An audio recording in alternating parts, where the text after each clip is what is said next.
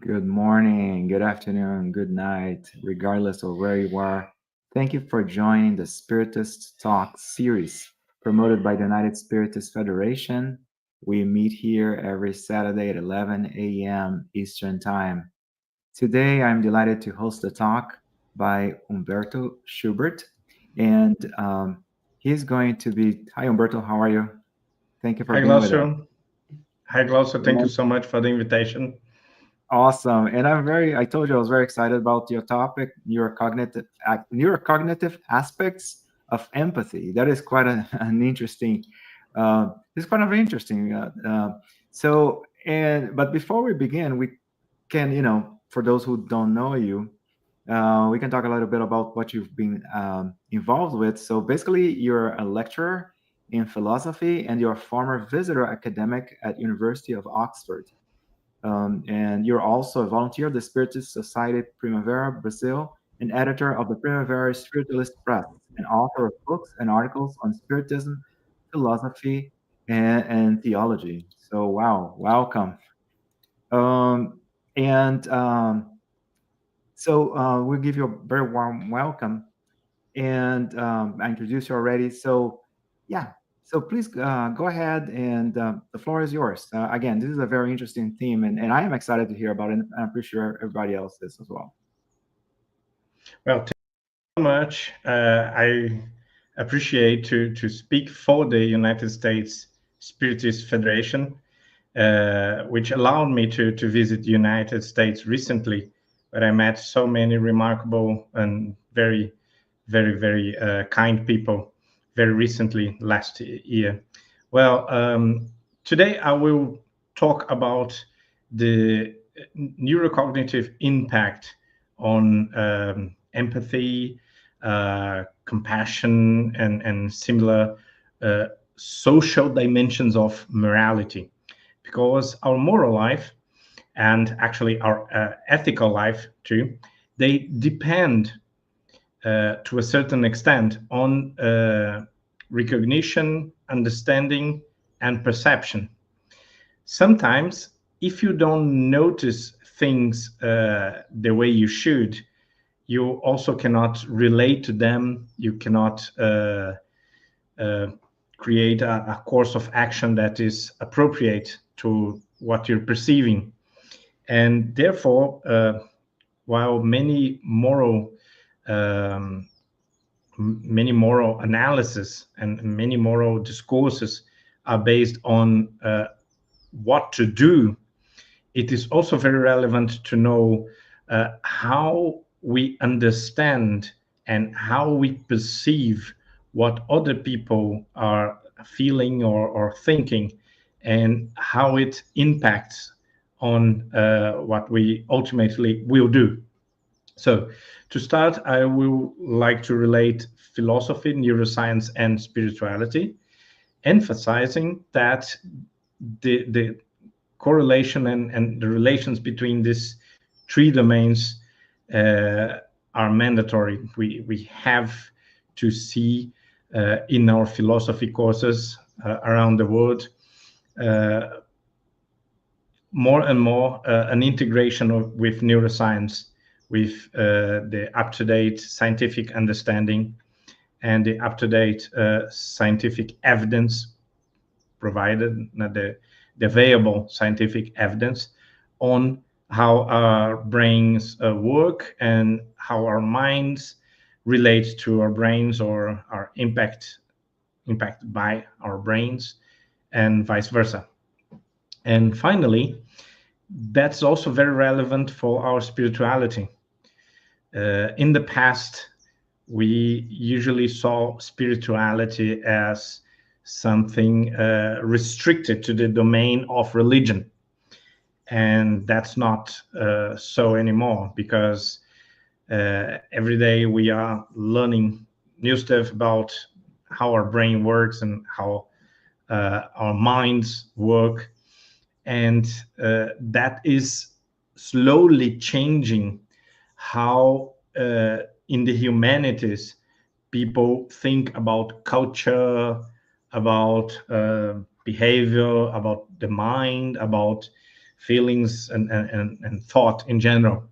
So it is necessary that we move in the same pace that society in general is moving.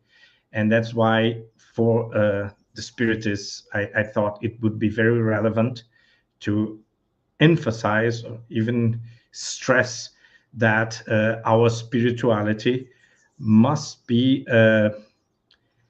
at a minimum level interested in what science has been accomplishing and revealing about the nature of the mind.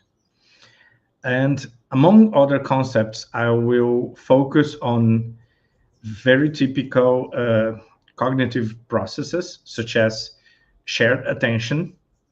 It is a known feature of our minds now. And the second person perspective, which is the specialty of my former supervisor in Oxford. And if we have time, I will talk a little bit about self-consciousness and how it is sort of consequence of the second person perspective. Well, we could move forward. I will try to move this slide. Yeah, I got it. First, I would like to remember you, or if you're not familiar with the concept of mirror neurons, I would like to remember you what they are for, what's their function. Well, to be very, very honest, science to this day does not know exactly how the mirror neurons work, but we have a set of theories, many possibilities of interpreting what mirror neurons do. Where mirror neurons are neurons that are activated, usually both when we are acting, like holding an object, or moving, or looking to something, staring at something. And at the same time, that's the weird thing and why they're called mirror neurons. They are also activated, they're especially activated when someone else is doing this same thing.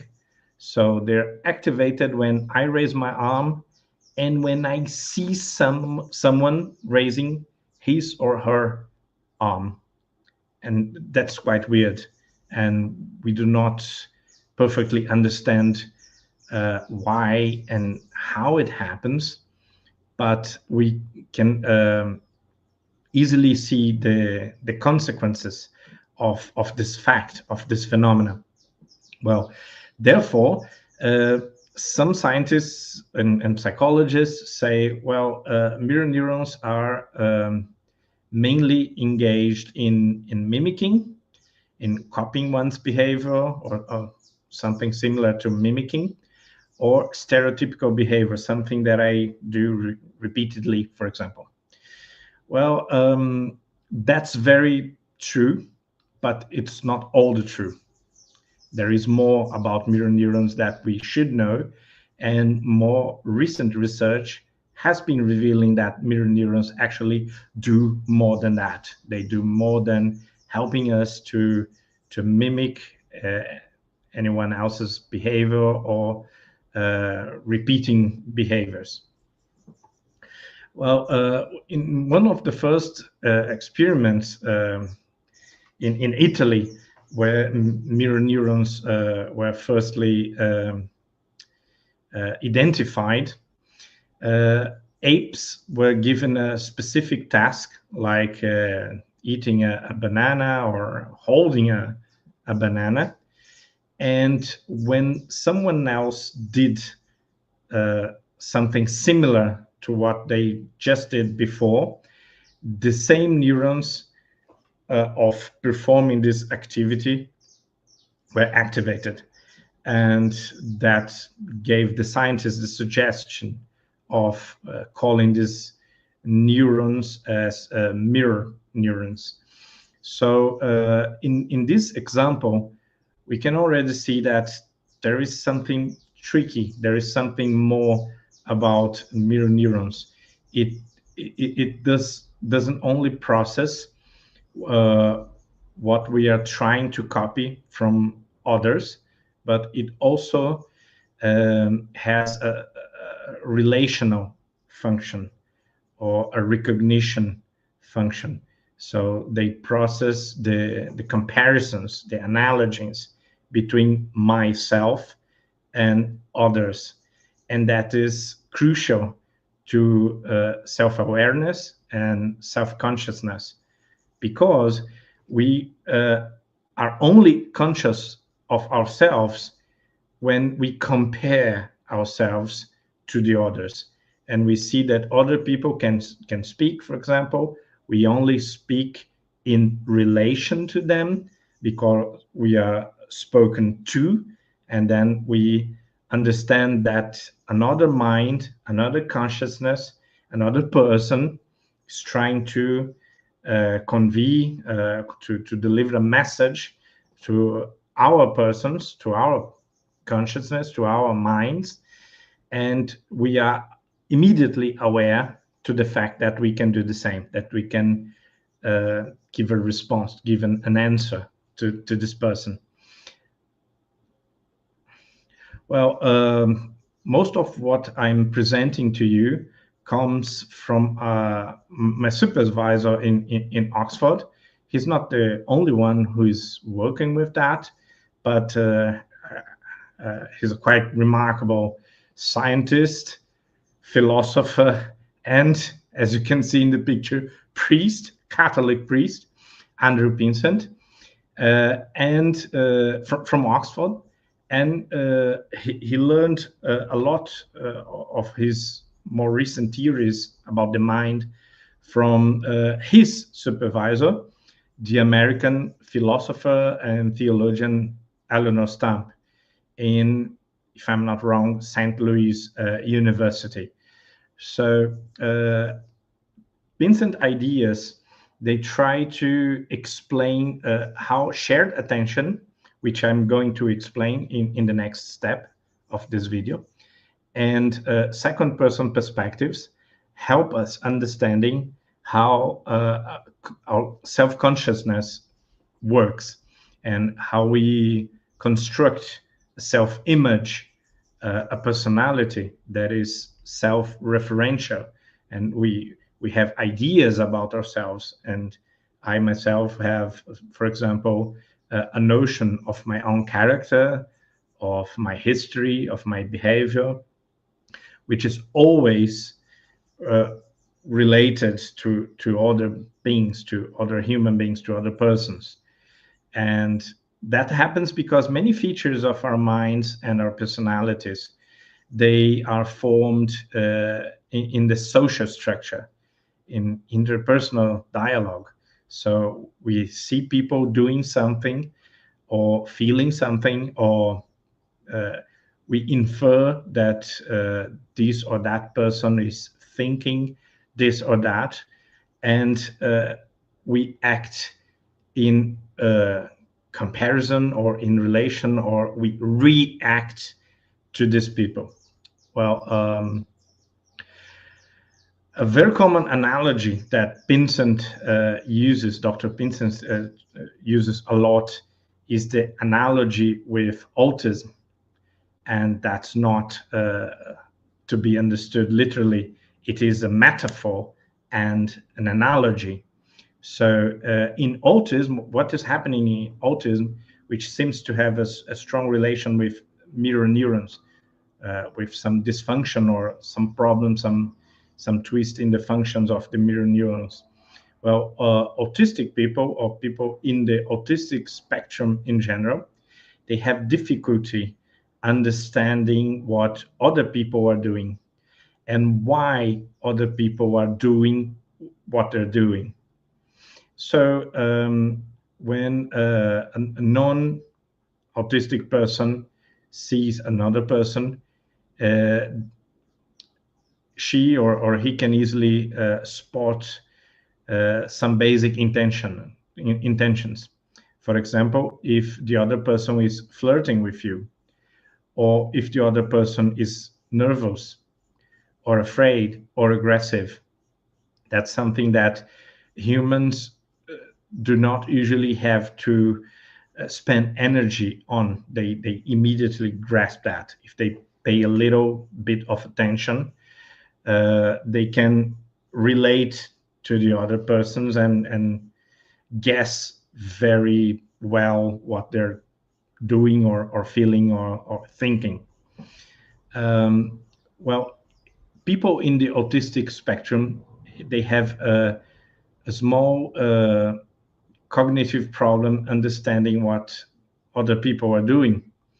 And interesting to remark that they do not have usually uh, intellectual problems. And you see a lot of people in the autistic spectrum that present remarkable abilities in mathematics, music, in science, or in business, whatever. In sport, that's very, very common.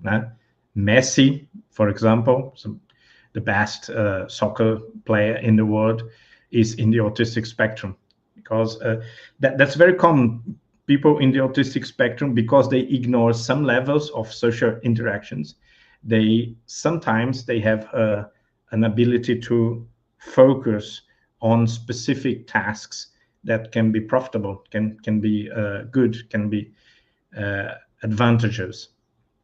Well, that's the reality of the autistic phenomenon. But Vincent argues that when in relation to God, it is like materialists or atheists. They were similar to autistic people. Like they could not grasp, they could not see, they could not perceive that in the world, in the fabric of reality, or in our hearts, there is some level of intelligence, purpose, will, and freedom acting in our lives. And because they usually cannot perceive that, they will claim it doesn't exist. So the problem of atheism is not that these people have to be convinced of believing in something, but they have the necessity of seeing something they are not seeing correctly. And this that they are not seeing correctly is basically the interpersonal relations, the intersubjective relations between themselves and God. Well, again, that's a metaphor, but that's a very useful metaphor for our understanding of religion and how religion actually works. Well, going a step back, we should pay attention to the phenomenon of shared attention. Shared attention is a mental feature, a mental phenomenon that allows human beings to share experiences and have a living share of attention between each other. For example, when you see this image, if you have a very rude concept of mirror neurons, you may think that the child is only mimicking a phone call. But that's not usually what happens in these situations. If you ever paid attention to a child, you know that children do not only mimic the gesture, they engage in intelligent and very conscious, very self-conscious play with cell phones, for example. And in that sort of scene, what we are going to see usually is that the child is also talking to the adult. The adult also understands what is happening there and reacts, responds, and talks to the child and that's a beautiful thing, and the magic of play, the magic of this inscenation of character play or so. And because the cell phones do not work, they are mute actually, but because they are speaking aloud, everyone can understand what the conversation is about. So the cell phones here are not actually necessary. They are just instruments for the setting of the scenario, for the play. And everyone understands that, and the child understands that. Even a very, very young child can understand that and will engage in plays, pretending to be a character, pretending to be a physician, a doctor, pretending to be a teacher or a fireman or whatever. And that's quite amazing. Now, most neuroscientists understand that this happens because this phenomenon of shared attention. I know what you're paying attention to, and you know what I'm paying attention to. And because we have this shared consciousness, we can, for example, have empathy or have a mutual understanding of what is going on. If you have a problem with your children, if you have a problem in your relationship, if you have a problem with your friends, family, or in your job, it is very likely that you have a problem in social interactions that comes from this very, very basic level of mental phenomena. Well, then we're talking here about very, very little children. You can see the smaller child here is about what, 1 year old, maybe 1 year old, maybe a bit more, but they can interact in the conscious level by pointing to an object, for example, and the older child points to the object, knowing that the act of pointing will attract, will draw the attention of the other child to the same point. And what is maybe even more remarkable is that the younger child can also do the same. So children with a couple months, they stare at something or they point to something before they are one year old, and they do that because they know that by pointing or staring at a specific object or a specific point or a person, they know that the parents or whoever is there will pay attention to that direction, in that direction, to that object. So it is a very, very basic cognitive feature of human beings, very natural to our brain processes and to our minds, that allows us to drag someone else's attention to what is interesting to us. So if I have an interest, if I have an intention, what humans do firstly, usually, is to drag someone else's attention to that focus of interest. Now, we have some very, very good literature on that.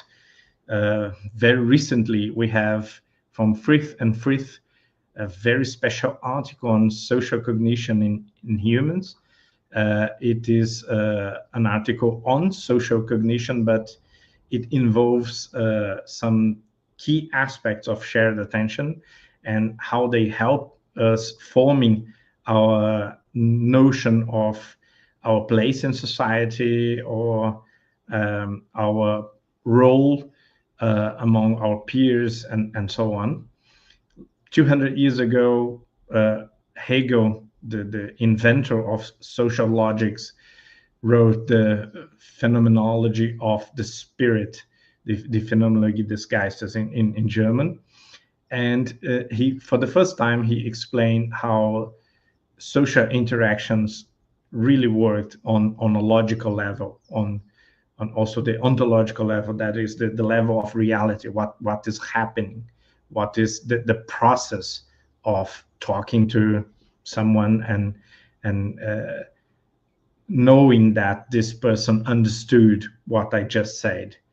And if I couldn't know if the person understood or not what I just said, I could not move forward. I could not have an interesting and living conversation, for example.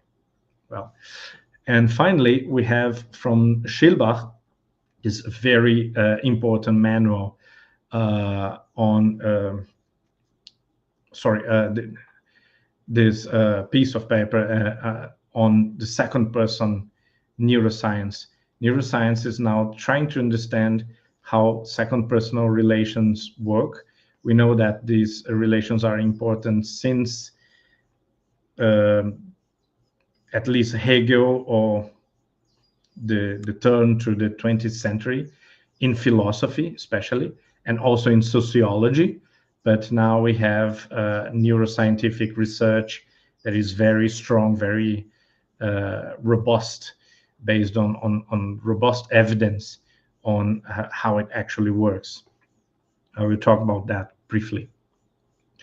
Well, second person perspective is different from our usual perspective of objects. When we talk about in time, for example, when we talk about time, there are two ways to relate to the passing of time. One is to speak about former and later, for example, what happened before and what will happen in the future. That is the objectual mentality, the way we see things as objects in third person. Grammatically, we say third person perspective because it is me seeing an it, an object, a this or a that. Now, in second person perspective, I am not seeing an object. I'm not directing my intentions to an object, like I want this, or I want that, or I would like to move this or that. But I'm engaging in fruitful and shared conscious experiences with another person. So I'm in an I-thou relationship, an I-thou ontology. So the reality that I'm experiencing in this sort of intersubjective, interpersonal relation is the reality of two minds, two persons, two consciousness that are immediately aware to the fact that the other has different wishes, intentions, memories, feelings, and thoughts. At the same time, I know that I'm not that different from another person, and I understand that the other person can grasp, can have basic knowledge, basic insight on what I am thinking, on what I wish, and on my personal life, subjective, private life, and memories, for example. Well, I will pass the reference to Manfred Frank, great philosopher of our days. He still lives, and he recently, not very recently, but for philosophers, 2012, very recent book on perspective and models and insights on subjectivity. And that's a very, very important book, because Manfred Frank, maybe for the first time, explains why subjectivity cannot be explained away, cannot be reduced to other phenomena. And why is it so crucial to the understanding of our reality? In other words, to simplify a little bit, Frank is trying to explain that reality cannot be materialistic because the essence of reality are not objects. We engage, or we know about, actually, we know about objects much later in our lives, in our baby lives, when we already interact with mommies and daddies for many months. So our first perceptions and the first phenomena to form our consciousness are interpersonal relations between parents and ourselves as babies. And only much later in the cognitive development, we understand that objects are dead. Actually, that happens with abstract thinking when a child is relatively old and learning something about abstract thinking. When a child is about 2-3 years old, the child will still speak about objects more or less like they were alive, like they had personalities.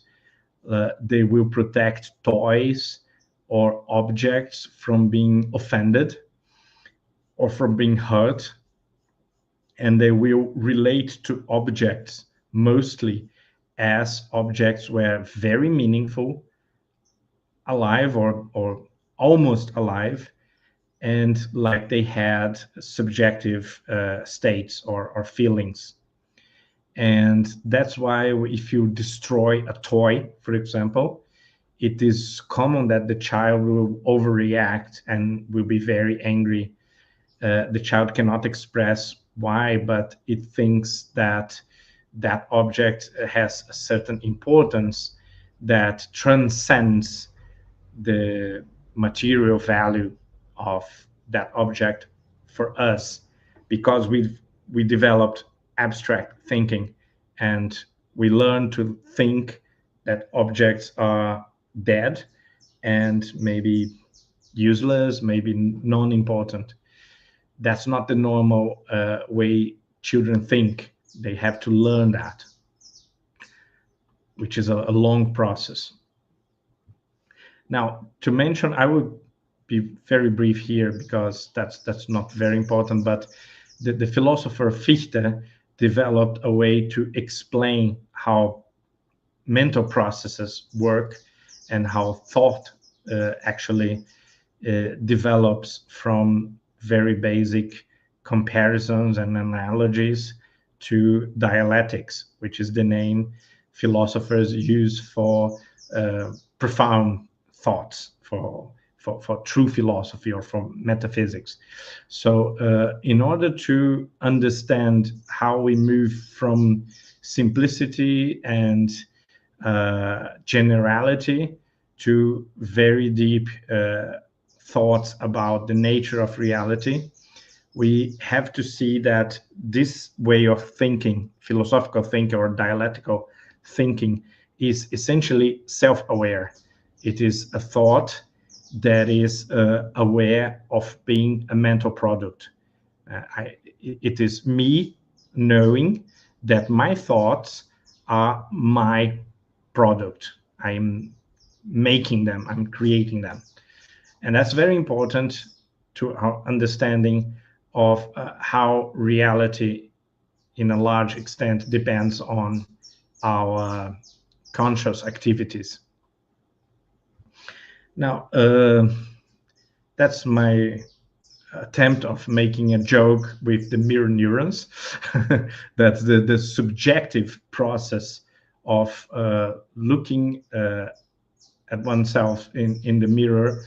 And when we do that, when humans look themselves in the mirror, they, well, to a certain extent, they are seeing themselves, a projection of themselves, but also at the same time, they are usually adding something. I saw on Google many images of people analyzing themselves at the mirror, and in many images, the image reflected in the mirror were fatter. People were bigger and with bigger bellies and so. And that's a way of explaining how it works on a very basic level. We see ourselves, and what we are seeing in the mirror is ourselves, but at the same time, it is not.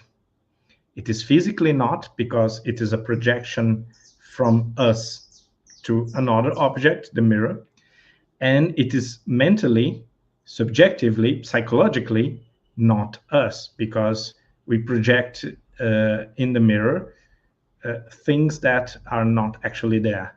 We overemphasize parts and features of our faces, of our bodies, and we de-emphasize other parts and other features. So that's, strictly speaking, a very subjective process.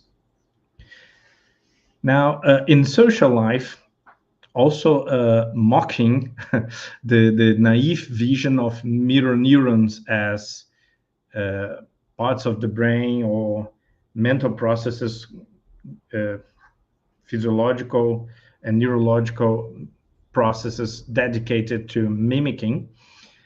We could also remember that in society or in life, many times we mimic other people, not because we are blindly copying what these people do, but because we are inspired and we want to project our image in a certain direction, in a certain way that resembles what these people are doing. So that's a very powerful image to remember that process, because little children and sometimes adults, they are inspired by other people and they want to move in that direction. They are sharing attention, they are very conscious that this other person is different. The child probably knows that this is uh, an office suit, that is a costume, a pair of gloves used to work, and the child has an intention to flourish, to move his life in that direction. And that's extremely beautiful and also extremely important for the growing of human beings. That's the ultimate level of empathy, or actually not empathy anymore. It is a consequence of empathy, more profound than empathy, because we are not only aware of other people are, think, and feel, but we are also actively moving ourselves in a similar direction. Now, to end my presentation, I would like to talk about Saint Augustine notion of interpersonal relationship with God. So Augustine was one of the first to notice, as a great philosopher and a Christian theologian, that in Christian tradition, also in Judaism, but especially in Christian tradition, the idol relation was transferred to God.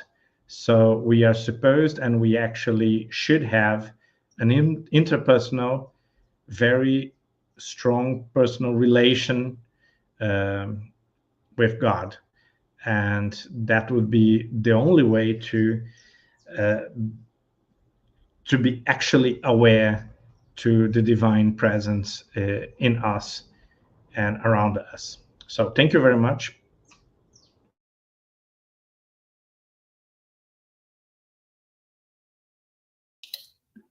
Thank you, Humberto. That was very insightful.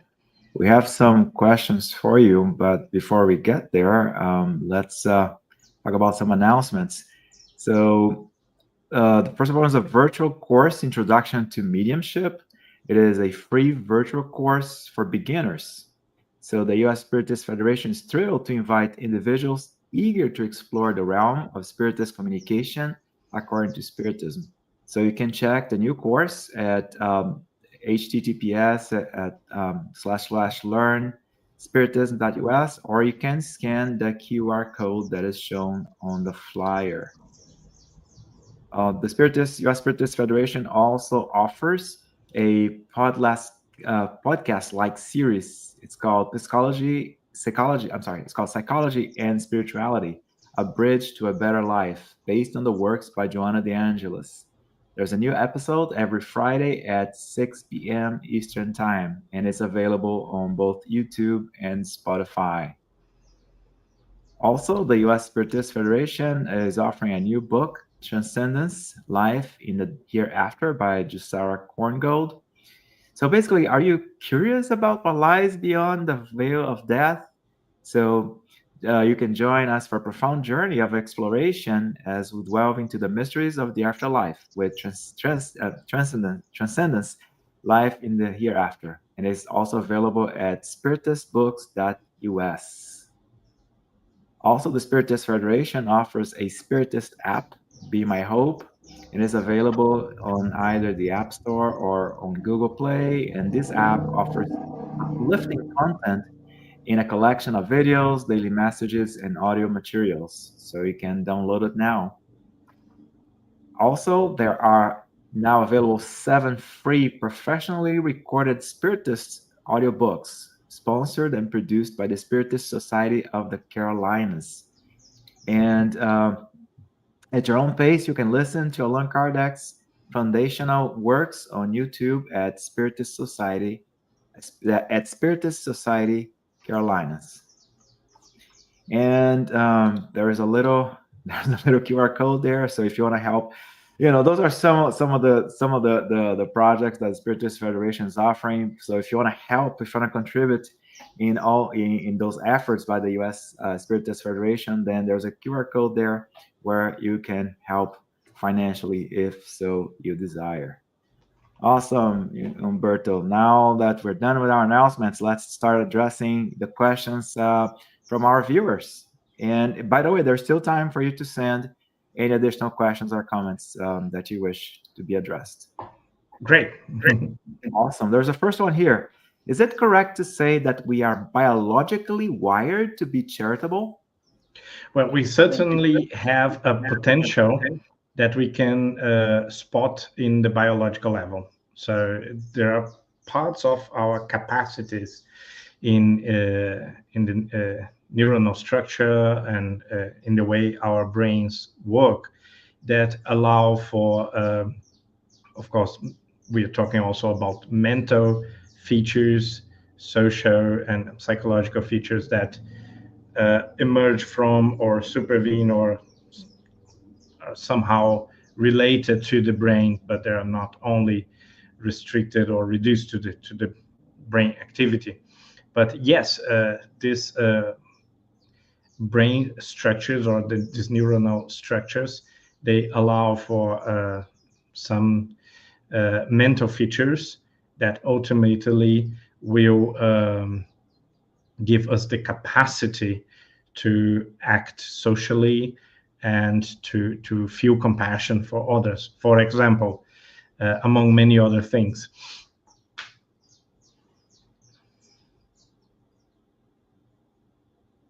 Excellent. Thank you. Next question. Do weaker functioning mirror neurons underlie difficulties in social perception, hence narcissism, Asperger's, etc.? You did mention Asperger's before. Yeah, absolutely seems to be the case. We need further research on that, but the evidence that is available suggests that yes, lack of empathy, which could be related to both narcissism and Asperger in very different ways, obviously, and also sociopathy. They may have a very strong connection with a lack or a twisted function of the mirror neurons. Excellent. Thank you, Paula Schmidt. That was a very interesting question. Danielle Santos sent us a very interesting question as well. Let me read it for you. If mirror neurons primarily facilitate imitation and empathy by mirroring observed actions and emotions, how can this neural mechanism explain the more abstract and transcendent aspects of spiritual experiences, such as the sense of divine presence, which may not have a direct observable counterpart in the external world? Well, that's a great and very philosophical question. I would say that nearly nothing in neurosciences or in the cognitive sciences, they explain exactly how superior mental processes or transcendent or abstract thoughts or experiences actually happen.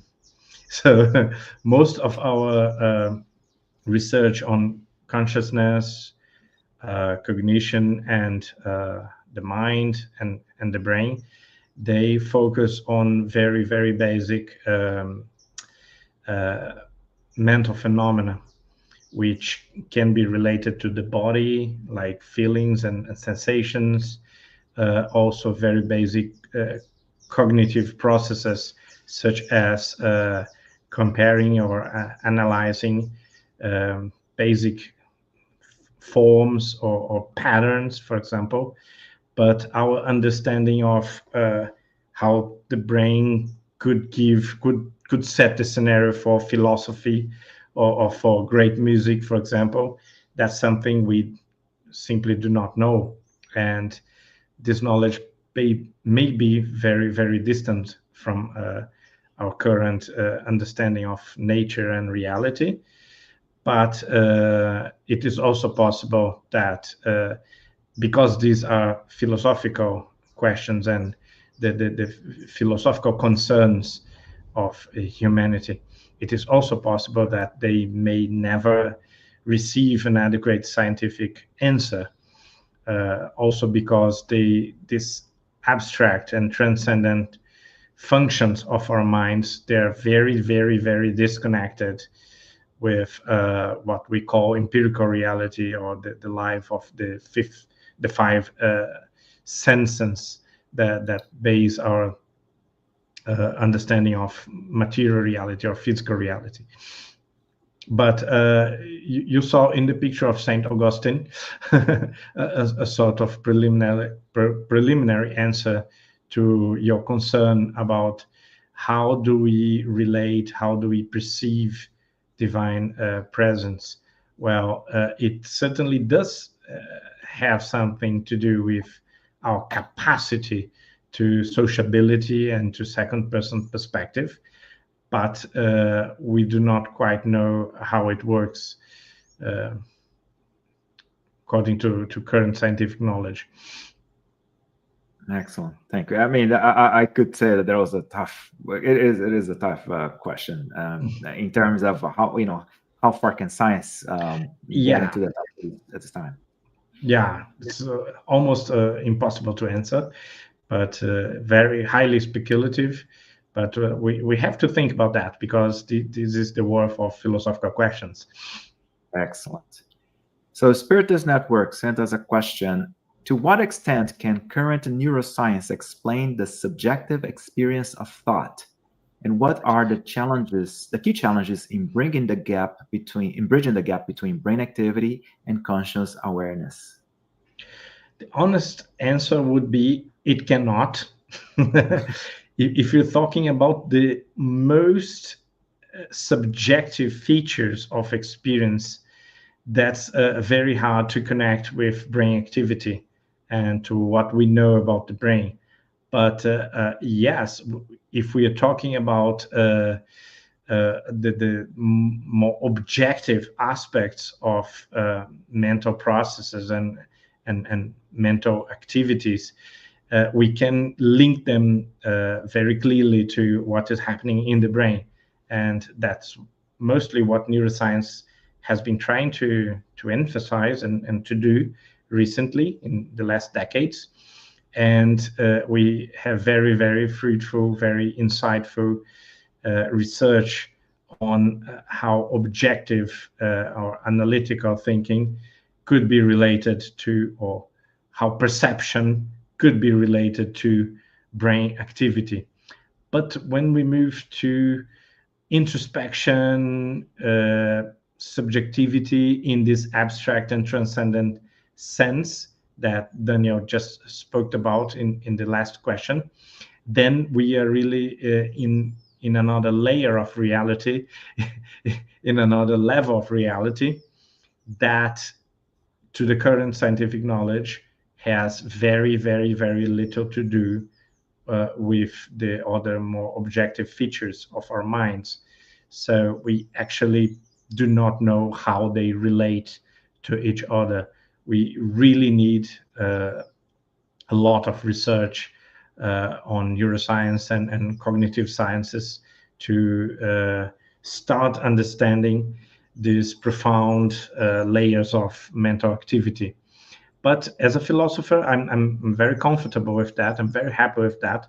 And I would like to mention the work of Ian McGilchrist, British neuroscientist, that developed a theory based on scientific evidence, but that is more philosophical than a proper scientific theory. So in his philosophical understanding of what neuroscience has accomplished in the last 2 decades, he tries to show that to some extent the endeavor, the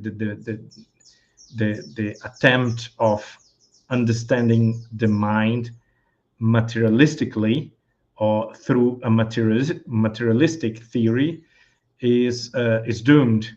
It cannot give any fruit. And on the other hand, if we have a more idealistic approach, a more spiritualistic approach, we would better understand that science is a product of the mind. So science is subjected to the mind more than the mind to science, to scientific investigation.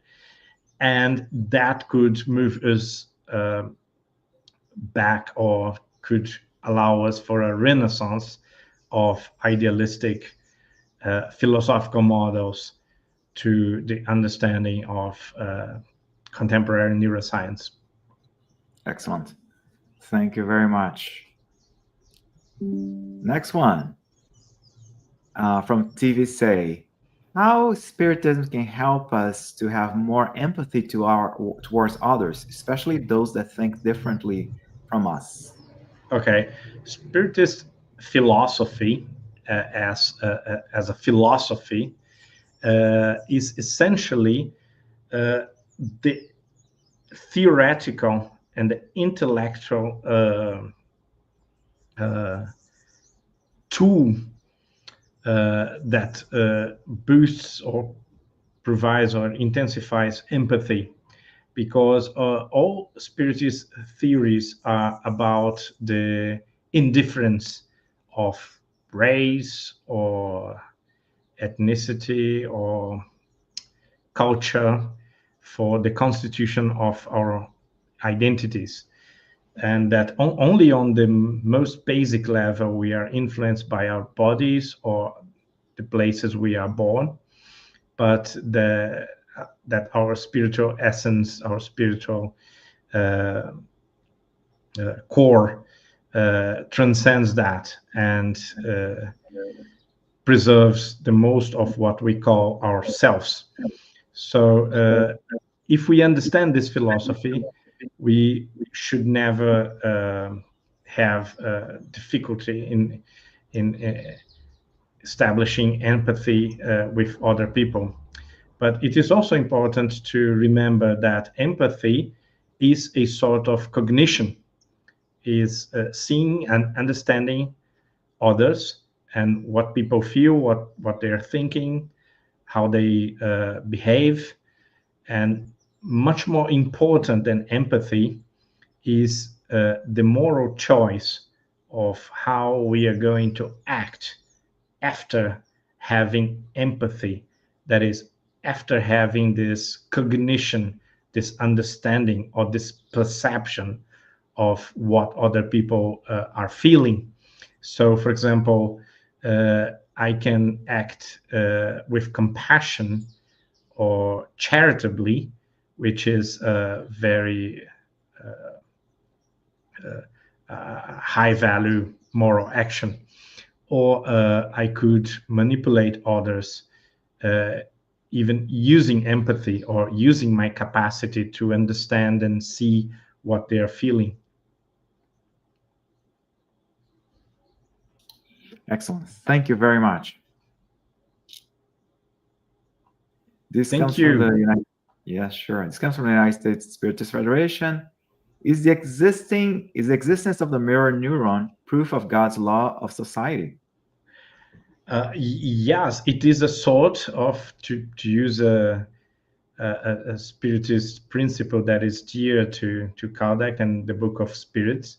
The law of a society is like found in the structure of our neurons itself. It's like it is rooted or it is already present in the physiological level, in the biological level.